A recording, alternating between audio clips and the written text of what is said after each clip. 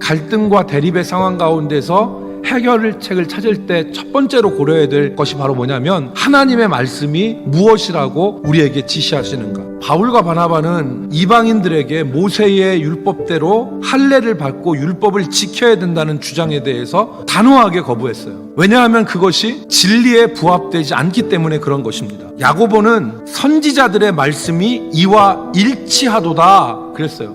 베드로가 말한 이방인 형제들에게 율법의 멍에를 메우지 말라는 말이 선지자들의 말과 일치한다, 그렇게 결론을 내린 거예요. 하나님의 말씀을 지금 판단의 기준으로 삼은 것이죠. 오늘 우리가 갈등과 대립과 고민스러운 상황 가운데서 길을 정할 때 결코 하나님의 말씀에서 벗어나면 안 됩니다. 두 번째, 오늘 본문에서 우리가 발견할 수 있는 원리는 배려의 원리입니다. 예루살렘 회의는 이방인 성도들에게 모세의 율법의 멍에를 메우지 않았어요. 그러나 최소한 4가지를 멀리해라. 우상의 제물, 목매어서 죽인 것, 그리고 피, 그리고 음행이었습니다.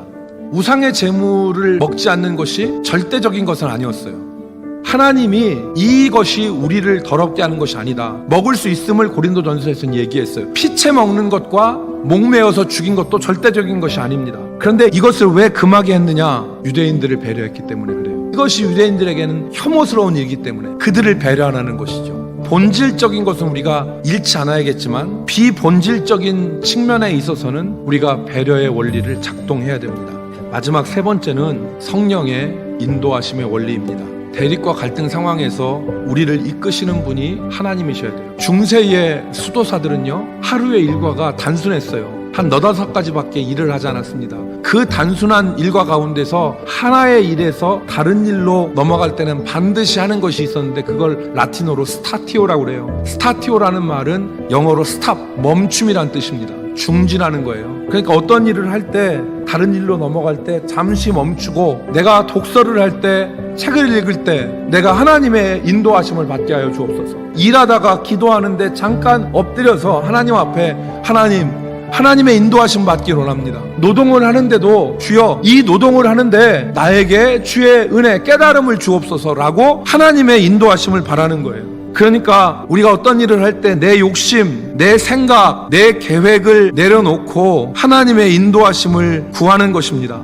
신용만 하는 경건이 아니라 진짜 전심으로 하나님의 인도하심을 구하면서 주님, 어떻게 할까요? 주여, 어디로 갈까요? 하나님께 여쭙는 거예요. 괜히 성령께서 역사하시는데 내고집 부려서 나중에 엄청난 실수로 엄청난 비용을 지불하지 말고 하나님의 인도하심을 따라 그 길로 나아가는 우리 성도들이 되기를 주의 이름으로 축복합니다. 예루살렘 교회에서 보여준 이 성숙한 결정, 그 결정은 3가지가 중심이 되었습니다. 첫 번째는 하나님의 말씀이었고요, 두 번째는 배려의 원리였고, 세 번째는 성령의 인도하심을 구한 것입니다. 우리 모든 성도들이 이 원리를 가지고 성숙하고 지혜로운 결정들로 나아갈 수 있기를 주의 이름으로 축복합니다.